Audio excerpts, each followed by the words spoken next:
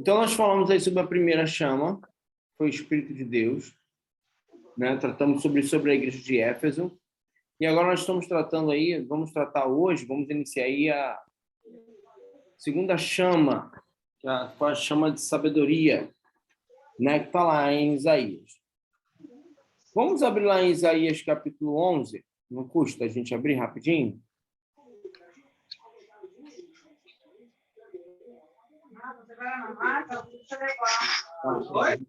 Ativar muda. Pronto, ativei o mudo do Ademar.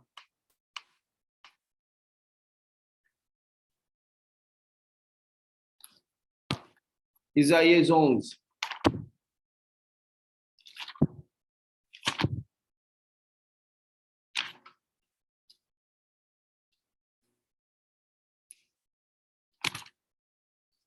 Bom, aqui no texto,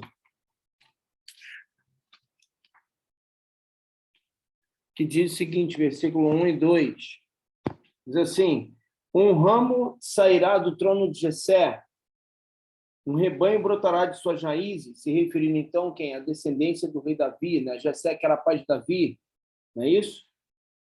Sobre ele repousará o espírito de Yahvé, o espírito de sabedoria, o espírito de inteligência, o entendimento, o espírito de conselho, né? Que mais? O espírito de fortaleza, o espírito de conhecimento e o espírito de temor do Senhor, né? Então nós temos aí, ó, essas 7 manifestações aí, lembrando que o Rua, né, sendo diretamente dele aí que nós tratamos na outra semana, que foi sobre as duas, a primeira grande chama, que é o Rua. E lembrando também que esse aí é um texto que se refere diretamente ao Messias, a Cristo, né? Que deveria ser a descendência aí diretamente de Davi, né? Ou seja, um ramo sairá do tronco de Jessé, que era a promessa que existia antiga, né? Que o Messias viria diretamente descendendo da linhagem de Davi. Por isso que trata desse assunto aí diretamente, tá? Então, isso que é importante. Vamos então lá. Vamos tratar aí dessa segunda chama. Vamos lá.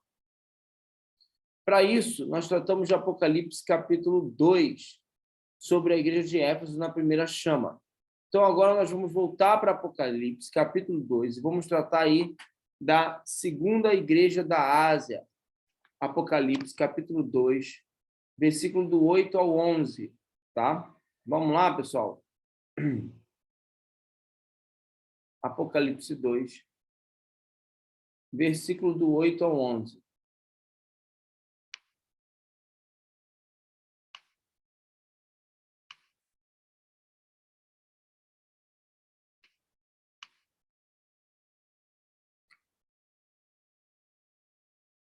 Vou ler, hein? E ao anjo da igreja em Esmirna, escreve: isto diz o primeiro e o último, que foi morto e reviveu.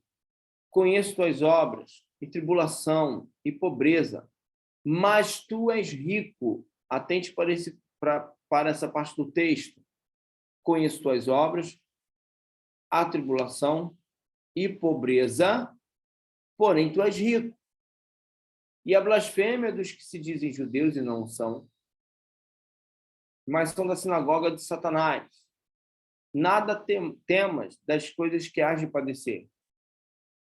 Eis que o diabo lançará alguns de vós na prisão, para que sejais o quê? Tentados. E tereis uma tribulação de 10 dias. Se fiel até a morte, dar-te-ei a coroa da vida. Quem tem ouvidos, ouça o quê? O Espírito diz às igrejas. A quem vencer não receberá o dano da segunda morte. Olha o detalhe importante aí. Quem tem ouvidos, ouça o que? O Ruach, o que o Espírito diz, então, às igrejas. Tá? Então, vamos perceber que tudo está sendo conduzido pelo Espírito. Estamos aí na terceira semana de aproximação aí de Shavuot, aproximação aí de Pentecostes. Por isso estamos tratando sobre cada chama dessa. Vamos lá. Para isso, a igreja de Esmirna, Então, você que já está aí com o Apocalipse, né, nesse versículo, tratando diretamente sobre essa igreja. Esmirna, hoje conhecida como Izmir, a terceira maior cidade da Turquia e o segundo mais importante porto do país, Esmirna era uma cidade antiga de uma região habitada durante milhares de anos antes de Cristo. A antiga cidade foi destruída pelos lídios em 600 a.C. e reconstruída pelos gregos no final do século IV a.C.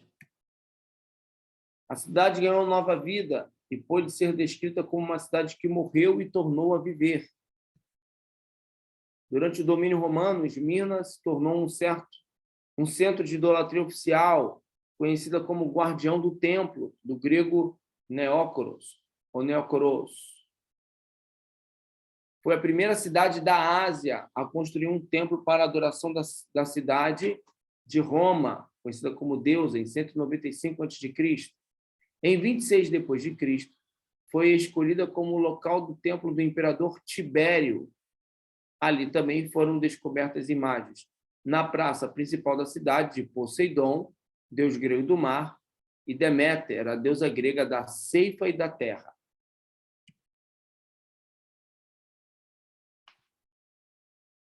Esmirna era uma igreja que provavelmente foi fundada por Paulo, o apóstolo Paulo, durante sua terceira viagem, em 53 a 56 depois de Cristo. O apóstolo pregou por toda aquela região, portanto, até mesmo a carta aos Gálatas tem muito a acrescentar no contexto dessa igreja.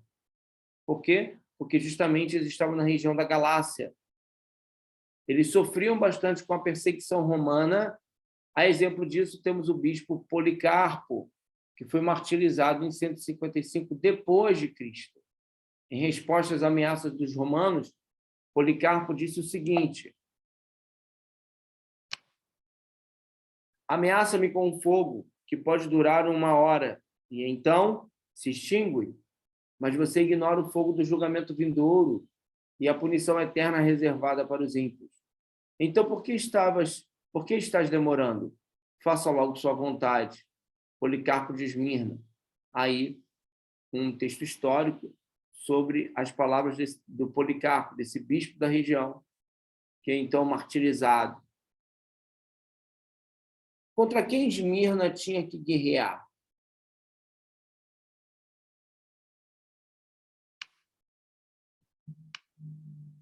A igreja de Esmirna estava sofrendo ataques incessantes por causa dos chamados judaizantes, como você leu no próprio texto aí. Judaizantes. Os judaizantes eram gentios que haviam se convertido ao judaísmo, conhecido como proselitismo, e que logo após terem conhecido também Yeshua, entendiam que somente o fato do sacrifício remissório não era o suficiente para trazer a salvação, anulando a conquista da liberdade pela fé. Esses indivíduos eram influenciados principalmente pelos convertidos judeus do partido dos fariseus. Ou seja, houve uma quantidade enorme de seguidores do fariseísmo, que, na verdade, é o que sobrou do judaísmo moderno que nós temos hoje, tá? Que eles faziam o quê? Todos aqueles que iam entrando na comunidade cristã da época, na comunidade dos nazarenos, da igreja primitiva, eles iam tentando forçar com que eles pudessem, então, viver de uma maneira como os judeus antigos viviam, certo? Então, eles foram muito criticados por Paulo, Barnabé, a igreja antiga, naquele período. E é contra esses aí que a igreja de Esmirna está lutando constantemente, por causa da influência deles, que querem modificar o conceito de adoração, gerando uma confusão na cabeça dos irmãos de Esmirna. Por isso, Paulo ainda diz, olha só a carta aos Gálatas, 4:11, receio de vós que não haja trabalhado em vão para convosco. Vamos identificar quais são esses indivíduos que se dizem judeus e não são, mas são considerados da sinagoga de Satanás e que estão rondando a igreja de Esmirna. Veja, com que grandes letras vos escrevi por minha mão, todos os que querem mostrar boa aparência na carne, esses vos obrigam a circuncidar-vos, somente para não serem perseguidos por causa da cruz de Cristo. Porque nem ainda esses mesmos que se circuncidam guardam a lei, mas querem que vos circuncideis, para se gloriarem em vossa carne. Veja o que Paulo fala lá em Gálatas 6, escrevendo na carta aos Gálatas, aquela região da Galácia toda que tinha influência desses judaizantes. Ele está explicando que nem esses ainda que se dizem guardar a lei, conseguem guardar a lei da maneira correta. Ou seja, essa é uma grande crítica aí que Paulo está fazendo sobre ele, né? Esses que vos obrigam a circuncidar somente para não serem perseguidos por causa da cruz de Cristo. Como assim? Olha aí. Qual a preocupação dos cristãos de Esmirna? Afastar os judaizantes. Qual a preocupação do apóstolo Paulo em sua carta aos Gálatas? Afastar os judaizantes. Por que os judaizantes devem ser afastados? Porque eles não querem pagar o preço de serem cristãos verdadeiros. Nada temas das coisas que hás de padecer, ao que o texto diz de Apocalipse. Eis que o diabo lançará alguns de vós na prisão, para que sejais tentados, e tereis uma tribulação de 10 dias. Ele reforça, ser fiel até a morte, e dar-te-ei a coroa da vida. Apocalipse 2:10. A carta aos Gálatas reforça que, de alguma maneira, a influência judaizante tem sido implacável naquela região. Veja o que diz: esses vos obrigam a circuncidar-vos somente para não serem perseguidos por causa da cruz de Cristo. Ou seja, como o judaísmo ele era uma religião que tinha milênios de existência, quem agora acreditava em Yeshua, ainda nessa época, já não era tão considerado ligados ao judaísmo, então já não tinha tanto respeito do Império Romano. Então, o que acontecia? Essas pessoas elas eram o quê? Perseguidas, eram mortas, eram martirizadas. A proposta dos judaizantes é a seguinte: ei, circuncidam-se, vivam no nosso modelo, e aí vocês serão considerados o quê? Como participantes do judaísmo. E aí, então, vocês não vão sofrer o martírio. Então, é justamente isso. Esses vos obrigam a circuncidar-vos, somente para não serem perseguidos por causa da cruz de Cristo. Ou seja, porque se eles passam a ser como os judeus, ou seja, praticantes do judaísmo, quando eu falo judeus, você precisa entender que existem 3 modelos de identificação em relação àquele que nasce em Israel, aquele que é da sequência de ser descendente dos hebreus, e também os praticantes do judaísmo. Alguém pode estar em Israel, nascer em Israel e não ser judeu? Mas é claro que sim, ele é israelita. O judeu, quando é chamado, é seguidor do judaísmo. Então, a proposta aqui é essa: sigam esse conceito do judaísmo farisaico para que vocês, então, possam fugir dessa perseguição. Continuando. Identificando o espírito de sabedoria. Os irmãos de Esmirna são fortalecidos pelas palavras de Yeshua, Jesus, a permanecerem firmes. E o fato se dá até mesmo em demonstrar que apesar de estarem em tais condições, eles são ricos. Atente para o texto, pessoal, versículo 9 aí de Apocalipse 2. Conheço tuas obras, e tribulação, e pobreza, mas tu és rico. O que pode ser de maior valor para um homem que não seja ouro, prata ou bronze? Nesse contexto aí, a riqueza dos irmãos de Esmirna está justamente na sabedoria. Veja o que Eclesiastes 7:12 diz: porque a sabedoria serve de defesa, como de defesa serve o dinheiro. Mas a excelência do conhecimento é que a sabedoria dá vida ao seu possuidor. O que Cristo está dizendo? olha, eu sei do problema de vocês, eu sei da luta de vocês, eu sei das suas obras, da tribulação em geral, né?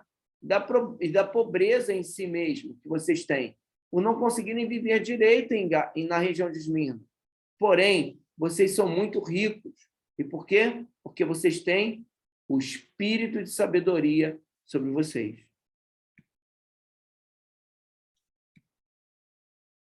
Rokmah, essa é a palavra em hebraico. Rokmah, dá vida ao seu possuidor. A palavra Rokmah em hebraico é a mesma utilizada em Isaías 11:2, no texto que fala sobre o espírito de sabedoria, lá em hebraico, já que o texto do Antigo Testamento é escrito em hebraico. Então, no 11:2, quando diz que um tronco brotará do rebento de Jessé e tal, e diz, sobre ele estará, né? Sobre ele repousará. Sobre quem? Sobre Yeshua, sobre o Messias. Repousará sobre ele o Espírito, o Ruach de Yahvé, o Espírito do Senhor, o Ruach de Rokmah, o Espírito de sabedoria, em gematria, ou seja, o estudo dos números em hebraico, com as letras em hebraico, que você já sabe o que é. O estudo dos números com as letras em hebraico, a palavra sabedoria, possui a numeração 73. Aí está a palavra, e aí está 5 mais 40, mais 20, mais 8, igual a 73. 7 mais 3 é igual a 10. O número 10 representa o número de Deus, do Criador, pois o mesmo criou todas as coisas com 10 pronunciamentos. Isso está registrado em todo o capítulo 1 de Gênesis. Quando a gente lê todo o capítulo 1 de Gênesis, nós vemos que Deus, através de suas palavras, gerou todas as coisas através de 10 pronunciamentos. Como assim? Haja luz, haja firmamento, haja, agora, por exemplo, nascimento da vegetação, haja, ou seja, foram pronunciamentos. Através desses pronunciamentos, isso é uma gematria simples. 7 mais 3 igual a 10. Poderíamos utilizar o 73 também. Vejamos mais. Ou seja, Rokmah está diretamente ligado ao ato criativo. E tal ação é uma herança divina. Está relacionado ao primeiro homem, Adão, ou Adam. Os místicos judeus afirmam ser essa uma conexão diretamente atrelada ao lado direito cerebral, ou lado direito da mente humana. Ok? E por quê? Cientificamente, de fato, esse é o ponto real. O lado direito é responsável pelas ideias, intuição, artes em geral, ou seja, um lado extremamente criativo. Então, quando a gente está tratando diretamente de Rokmah, quando estamos tratando diretamente do Ruach, de Rokmah, ou do espírito de sabedoria, nós estamos tratando diretamente da ação que há sobre a mente humana nessa parte de conexão do mundo espiritual, o lado direito, que é por onde você recebe vamos dizer assim, a sheifar, a inspiração divina, por esse canal do lado direito, e que depois é distribuído na sua mente até chegar ao plano físico, na ação dos 5 sentidos, na fala, através dos olhos, através da audição. Então, precisa de um canal para que essa inspiração possa percorrer e, assim, achar esse plano físico. Os irmãos de Esmirna são ricos nessa área. Eles têm uma criatividade absurda, ou seja, eles têm revelações constantes sobre o que acontece nessa região. Então, o lado direito é o lado de ação poderoso, ou seja, durua sobre eles. Logo, Rokmah representa a porta aberta em nossas mentes para aquilo que é sobrenatural, ou podemos dizer, ligados diretamente à inspiração divina. Podemos ainda dizer atrelado ao processo criativo que gera ideias e soluções. Apóstolo Paulo, Romanos, capítulo 11, versículo 33, ó profundidade das riquezas, tanto da Hokmah, da sabedoria, como da ciência de Deus, quão insondáveis são os seus juízos e quão inescrutáveis os seus caminhos. 1 Coríntios 2,6, todavia falamos de Hokmah, de sabedoria entre os perfeitos. Note, não é a sabedoria comum, não, porém, a sabedoria deste mundo, nem dos príncipes deste mundo, que se aniquilam. Carta aos Efésios 1,17, para que o Deus de nosso Senhor Jesus Cristo, o Pai da glória, vos dê Hokmah, ou seja, Ruach, de sabedoria, o espírito de sabedoria e de revelação no pleno conhecimento dele. Ou seja, Paulo, como grande entendedor do que ele está falando em relação às suas cartas, ele, quando trata de sabedoria, ele está tratando diretamente desse conceito espiritual mais profundo. Observe pelos textos o que ele realmente está tratando em relação ao mundo espiritual. Ele está tratando de uma sabedoria divina, de algo sobrenatural, que era o que existia sobre os irmãos de Esmirna. Ei, conheço sua pobreza, mas sei que tu és rico. Ou seja, conheço que és pobre, porém, o Ruach de Hokmah, ou seja, porém, a inspiração divina, porém, o sobrenatural está sobre vocês de uma forma poderosa. E isso tem gerado a vocês o quê? Ideias, soluções, estratégias, ou seja, formas de sair dessa situação, ser fiel até a morte e dar-te-ei a coroa da vida. Beleza? Estão conseguindo entender? Ok. Entendimento. Então, aí, ó, nós temos lá, voltando para Isaías 11. Sobre ele repousará. Sobre ele quem? Sobre o Cristo. Não é isso? Sobre o Machia. Repousará sobre ele. Já estudamos isso na primeira aula, né? Repousará sobre ele o Espírito do Eterno, o Espírito de Yahvé, né?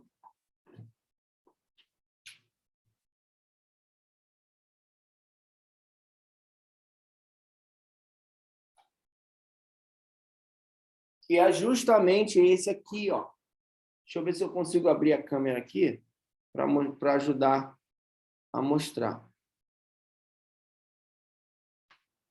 Esse está muito claro ou muito escuro aí. Está dando para ver?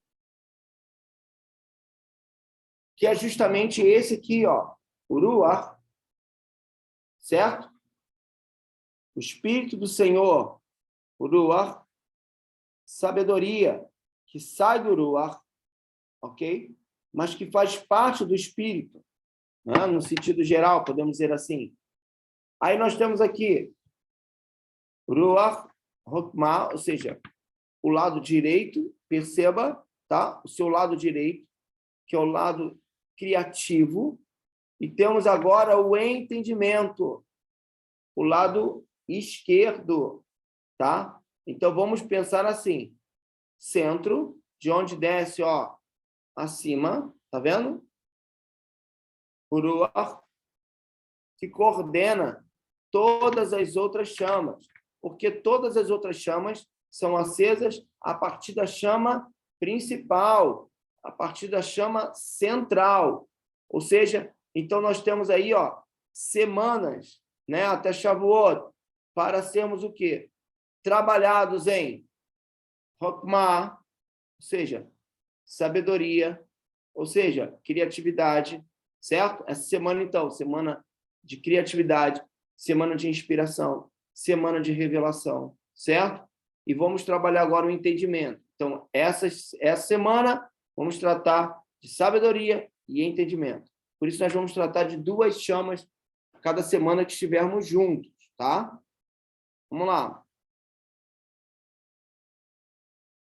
Se os pastores permitirem e vocês quiserem, semana que vem podemos ter outra aula, que aí a gente segue sequencialmente, para não perder tempo. Já que a turma de quarta não existe mais, né? Por enquanto. A outra turma. Vocês sabem do que eu estou falando. Vamos lá, então. Vamos dar prosseguimento aqui ao entendimento.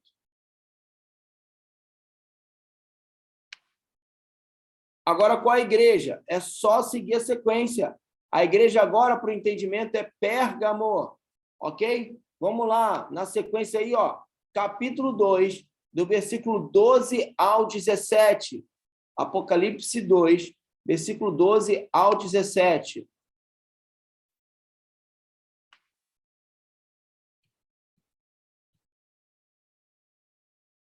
Apocalipse 2, do 12 ao 17. E ao anjo da igreja que está em Pérgamo escreve: isto diz aquele que tem a espada aguda de 2 fios. Quem está falando? O Cristo. Olha aí. Conheço tuas obras, de onde habitas, que é onde está o trono de Satanás. Olha o lugar onde essa igreja está habitando. Olha aí. E retens o meu nome, e não negaste minha fé, ainda nos dias de Antipas, minha fiel testemunha, o qual foi morto entre vós, onde Satanás habita. Forte o texto, hein? Mas algumas poucas coisas tenho contra ti, porque tens lá os que seguem a doutrina de Balaão, o qual ensinava Balaque a lançar tropeços diante dos filhos de Israel, para que comessem dos sacrifícios de idolatria e fornicassem. Assim tens também os que seguem a doutrina dos nicolaítas, o que eu odeio. Arrepende-te, pois, quando não em breve virei a ti, e contra eles batalharei com a espada da minha boca. Quem tem ouvidos, ouça o que o Espírito diz às igrejas. Ao que vencer, darei de comer do maná escondido, e dar-lhe-ei uma pedra branca, e na pedra um novo nome escrito, o qual ninguém conhece, senão aquele que o recebe. Apocalipse 2, versículos do 12 ao versículo 17.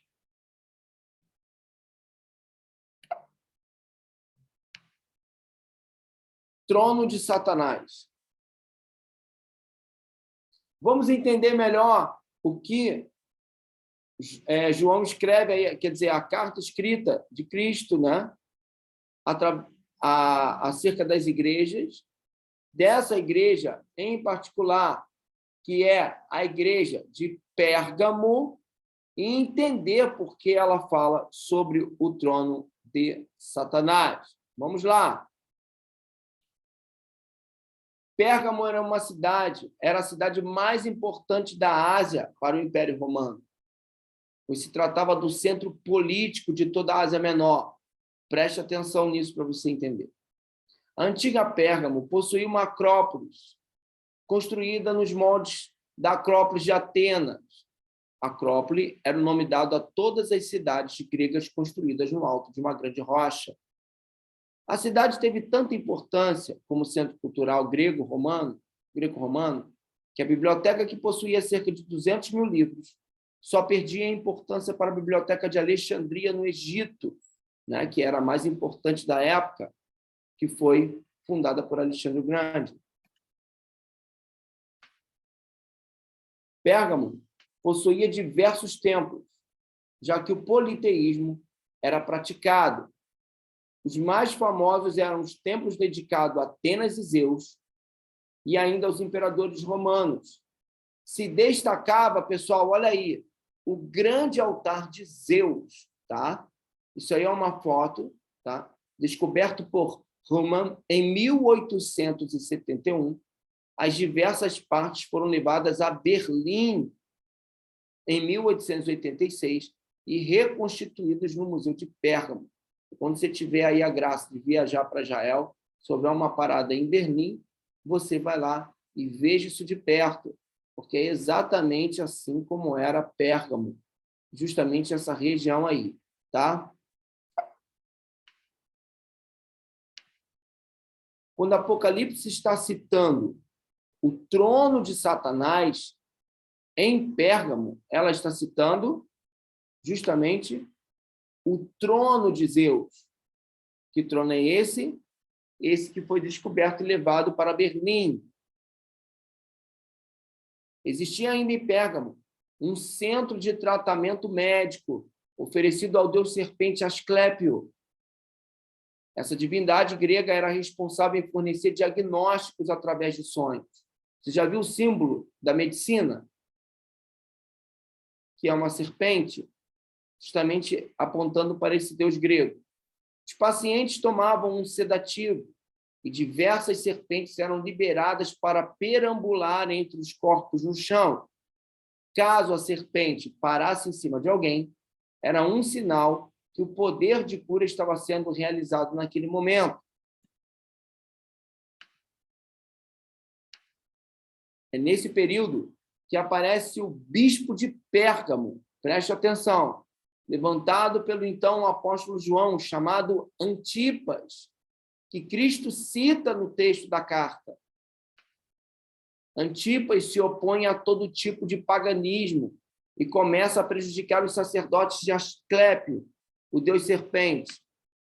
Então, os mesmos o entregam ao governador romano de Pérgamo. Ao que tudo indica, foi uma ação popular, assim como aconteceu com Estevão em Atos, no livro de Atos. Sendo assim, foi condenado à morte. Seu martírio foi em um altar. Alguns dizem em referência a Artemis e outros afirmam ter sido o próprio Zeus. Neste altar havia um touro de bronze e neste local Antipas foi assado vivo. Ou seja, Antipas foi colocado dentro desse touro de bronze, foi amarrado lá dentro, sua cabeça ela dava diretamente em direção à cabeça do touro, onde haviam partes abertas nas narinas do touro, nos olhos do touro, e ali foi colocado fogo embaixo desse touro, né, de bronze. Ao aquecer, esse touro, então, assava a pessoa lá dentro viva. Era um sacrifício a esse Deus.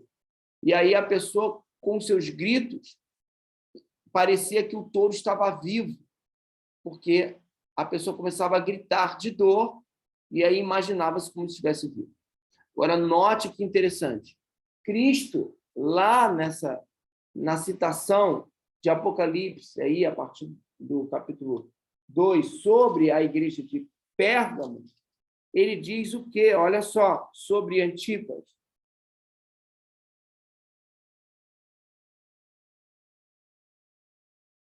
Ele diz lá no versículo de número, a partir do versículo de número 13, sei onde moras e onde está o trono de Satanás. Tu, porém, seguras firmemente em meu nome, pois não negaste a minha fé, nem mesmo nos dias de Antipas.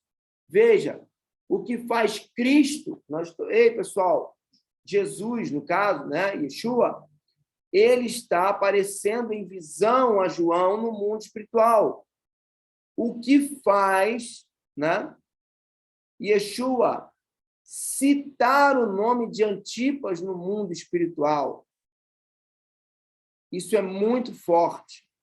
É porque o martírio de Antipas foi de grande importância nessa região, ou seja, ele foi um homem fiel até o fim. Ou seja, foi alguém que cumpriu o seu chamado, foi alguém que pagou um preço altíssimo nessa região, de ter sido assado vivo por conta das boas novas do Cristo. Por isso, Cristo está citando ele, ou seja, alguém respeitado no mundo espiritual, entre os anjos, porque Cristo é maior do que os anjos, né? Entre todos aqueles que estavam, de alguma maneira, no mundo espiritual, e então ele é citado de maneira poderosa por Cristo. Porque o espírito de entendimento está relacionado com a igreja de Pérgamo. Por quê?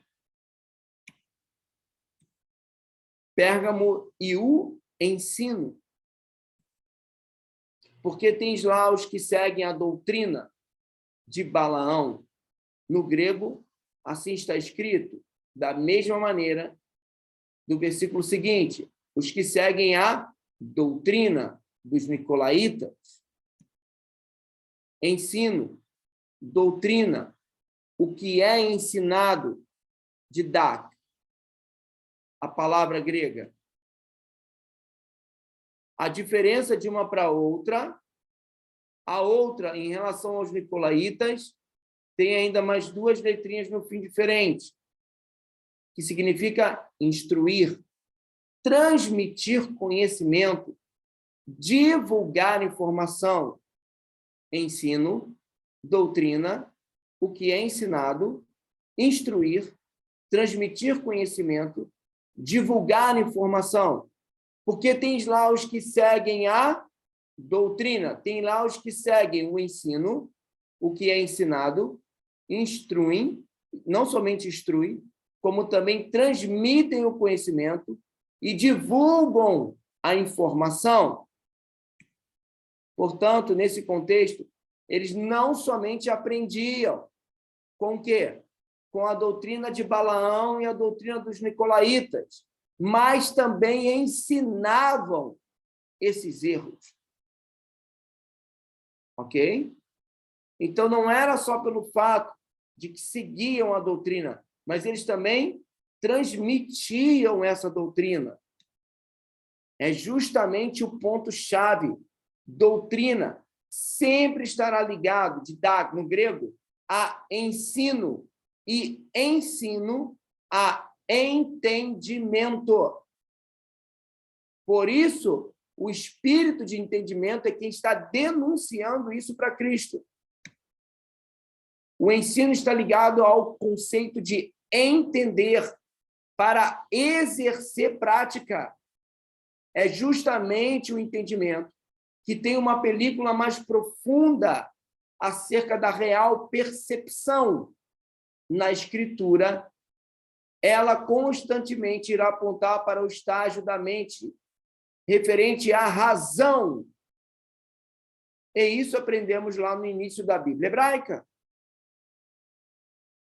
Gênesis 3, versículos 4 e versículo 6. Gênesis 3, versículos 4 e versículo 6. Hoje você já leva já o material, pelo menos dessas 4 primeiras chamas. E aí vai ser passado para você. E aí você talvez possa abrir depois. Mas vamos andar para que não atrase. Veja, então a serpente disse à mulher, certamente não morrereis. Olha aí a tentação. Porque Deus sabe que no dia em que dele comerdes, se abrirão os vossos olhos e sereis como Deus, sabendo o bem e o mal. E viu a mulher que aquela árvore era boa para se comer e agradável aos olhos, e árvore desejável para dar entendimento. Entendimento de quê? Do bem e do mal. Tomou do seu fruto e comeu, e deu também ao seu marido, e ele comeu com ela. Abrirão os vossos olhos e sereis como Deus, sabendo o bem e o mal. Palavra ali no português, sabendo, em hebraico, veja como está, conhecendo, saber, ok? Sabendo, onde está essa palavra? Aqui, ó, sabendo o bem e o mal. E agradável aos olhos, e árvore desejável para dar entendimento. Hebraico, entendimento. Aqui como está? Entender, tornar-se sábio. Podemos concluir que, de fato, o ato de saber não significa entender. Vou repetir. Podemos concluir que o fato, né, que de fato o ato de saber, né, conhecer, não significa entender, pois entender gera prática real e conclusiva, enquanto que conhecer pode ficar no campo ilusório ou da abstração. Como assim? Eu posso conhecer uma matéria que um professor está passando no quadro. Como assim conhecer e não entender? E ainda assim, depois da explicação do professor, eu levantar o braço e dizer o quê? Não entendi. Ou seja, então eu conheci a matéria, eu absorvi o conhecimento, porém eu não entendi. Pois entender, pessoal, gera o quê? Prática real. Quando eu entendo, eu pratico, tá? Então, essa prática real está ligada ao quê? Ao lado esquerdo da mente. Vamos entender. O pecado só pode se manifestar por um lugar, pela ativação dos 5 sentidos, que estão localizados na parte esquerda do cérebro.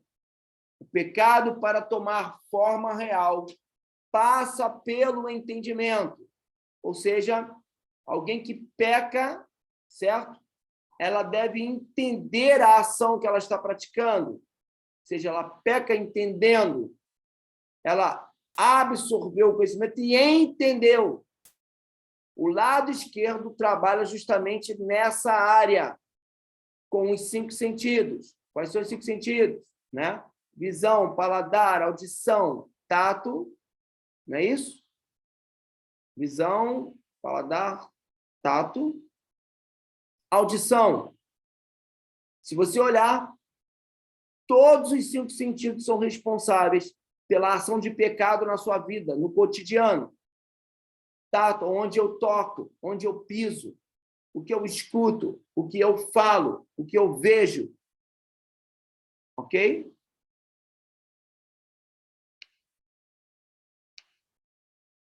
Entenda melhor. Sabedoria, Hokmah, lado direito, é o lado intuitivo. Ele não toma decisões, pessoal. Ele apenas vê as coisas do jeito que elas são. Ou seja, você recebe do seu lado direito a inspiração, você recebe a ideia, mas sem um esqueleto. É aquele lance assim, ó. Eu sei a resposta, mas não está na ponta da língua, mas eu não consigo falar. Já aconteceu com você? Então, eu sei o que é, mas olha, é a ideia, é a formação da ideia. Porém, é no entendimento, que a gente chama de biná, em hebraico, controla todo o seu racional, como contas de matemática, toma decisões, e praticamente tudo que você faz vem do seu amiguinho da esquerda, ou seja, do lado esquerdo. Então, é aqui que você toma decisões. Então, você recebe a inspiração divina, se for algo espiritual, porém, você precisa do lado esquerdo para quê? Para trabalhar essa inspiração e criar um esqueleto, criar algo concreto, para você, então, jogar para o mundo físico, o mundo real. Portanto, essas semanas aí, estamos tratando justamente da influência do espírito de sabedoria, do espírito de entendimento sobre a sua vida. Ou seja, você precisa estar com o seu lado direito, com o seu lado esquerdo da sua mente, bem trabalhado, bem livre nesse sentido, para poder perceber a inspiração, trabalhar a inspiração e poder concluir ela no plano físico, nesse plano de ação, ok? Balaão representa o quê? A falsa profecia. O canal da profecia para este mundo está ligado diretamente ao entendimento, pois se utiliza dos sentidos. Como assim? João, quando foi levado por Deus, né, para ver o Apocalipse, a mente dele foi junto. porque se não fosse junto, ele não teria como escrever o livro. Ezequiel, quando foi, a mesma coisa. Isaías, a mesma coisa. Ok? Zacarias, a mesma coisa. Todos os profetas que foram levados no mundo espiritual, né? Em uma viagem espiritual para ver coisas do futuro ou coisas que aconteciam naquele tempo, a sua mente foi junto. Se a mente foi junto, é porque ele precisava do raciocínio lógico. Ele precisava do raciocínio para escrever com a razão certa dos fatos. Mesmo assim, muitos deles escreveram algumas coisas e eles mesmos reportam o quê? O que eu vi, o que eu olhei, o que eu observei. Escrevo, porém, de difícil entendimento, no qual os homens não podem nem entender. Alguém com seu entendimento danificado, preste atenção, alguém com seu entendimento danificado trará informações para este mundo de qualquer outra natureza, menos da divina. Vou repetir.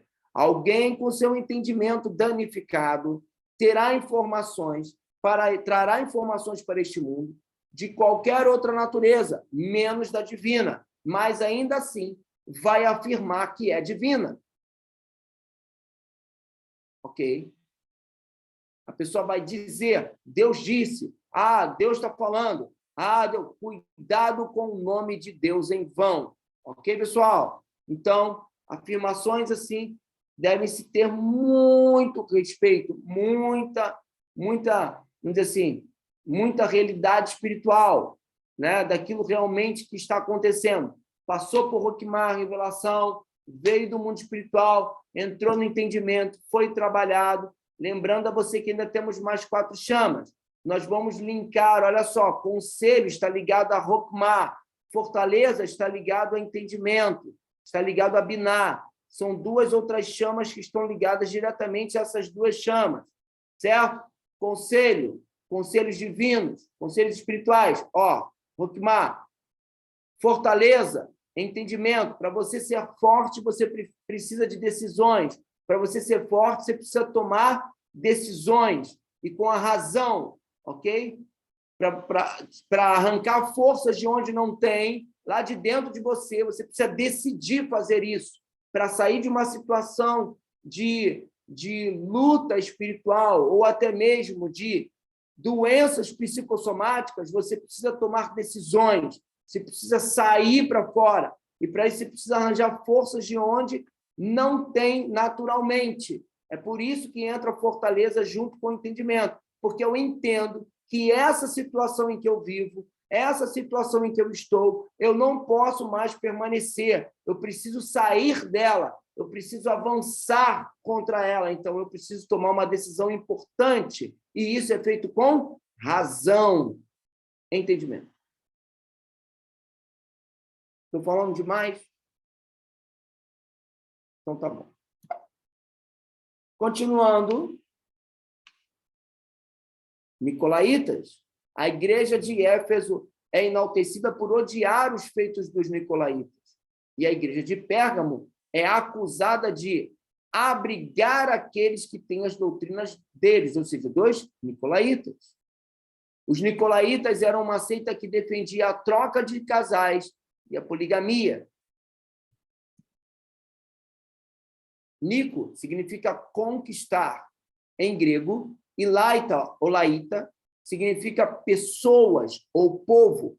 Daí a palavra pode significar conquistador de pessoas ou conquistador das pessoas. Seu nome já diz tudo.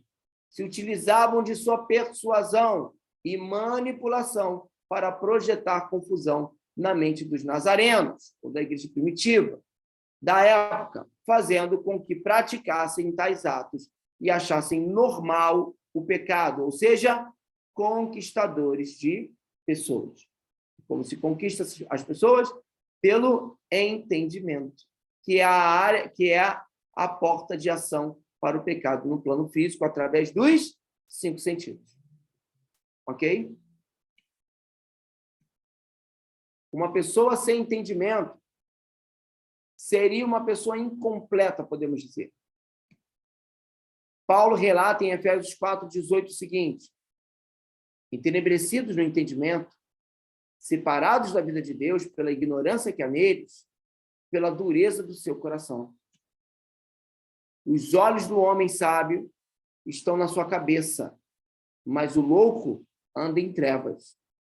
Então também entendi, eu, que o mesmo lhe sucede a ambos. No texto de Efésios, o apóstolo está lutando contra a obscuridade que tenta tomar conta da mente dos santos daquela igreja. Versículo 17. E digo isto, e testifico no Senhor, para que não andeis mais como andam também os outros gentios, na vaidade de sua mente. A tentativa demoníaca é obscurecer a mente daqueles que de alguma forma encontraram a luz. Veja 2 Coríntios 4:4. Preste atenção nesse texto. Nos quais o Deus deste século cegou o entendimento dos incrédulos. Vou repetir. Nos quais o Deus deste século cegou. O que é cegar? Olho. Faz parte dos 5 sentidos ou não? Veja, cegou o entendimento dos incrédulos, para que não lhes resplandeça a luz do evangelho da glória de Cristo, que é o quê? A imagem de Deus. 2 Coríntios 4:4.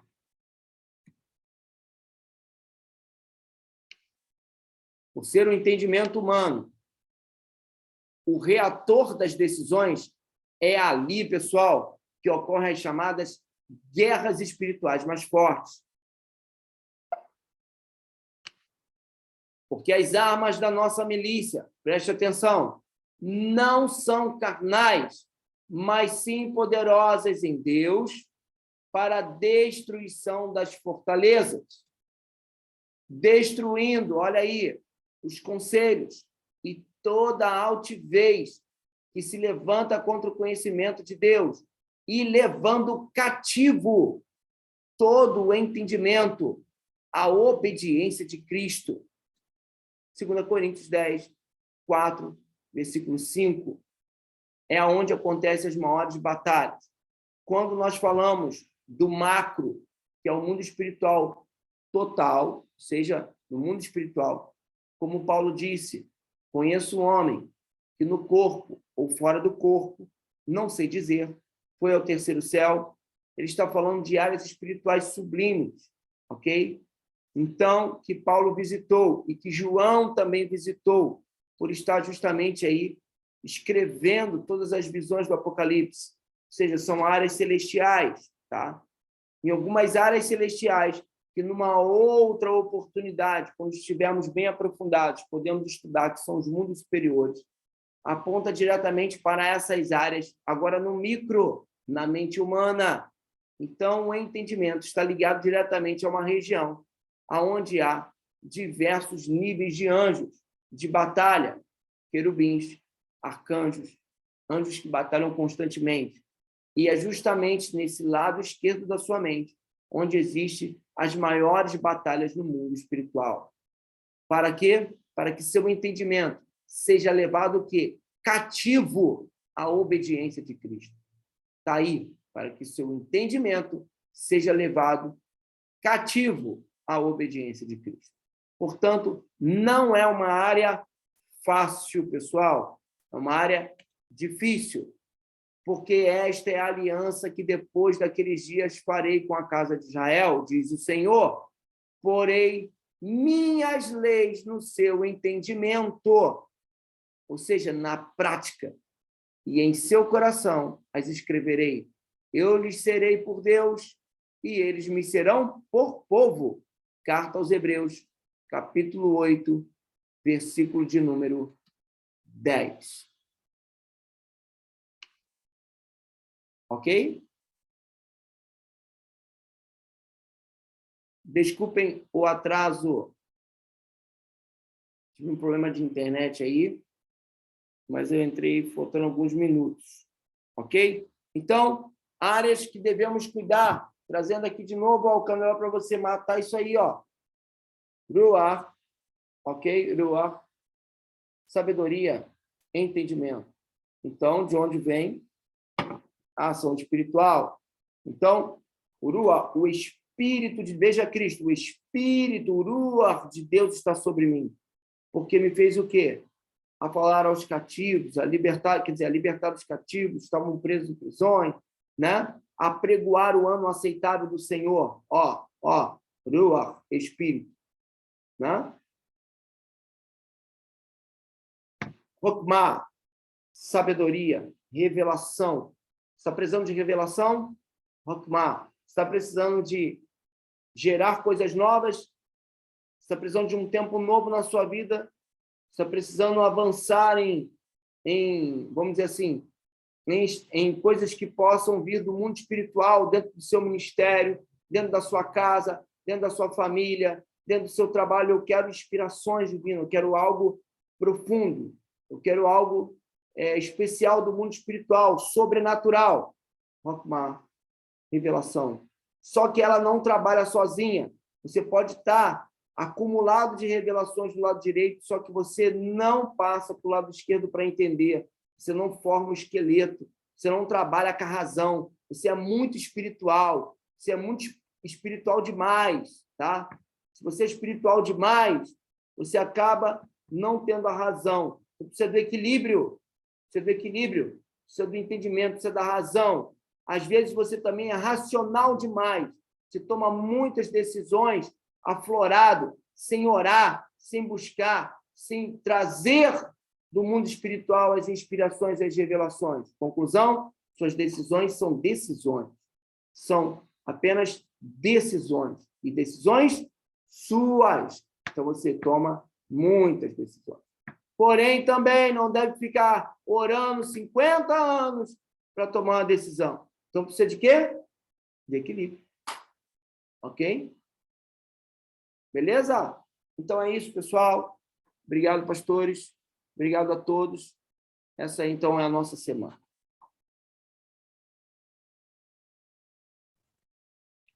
Será que alguém tem alguma pergunta aí? Quer fazer?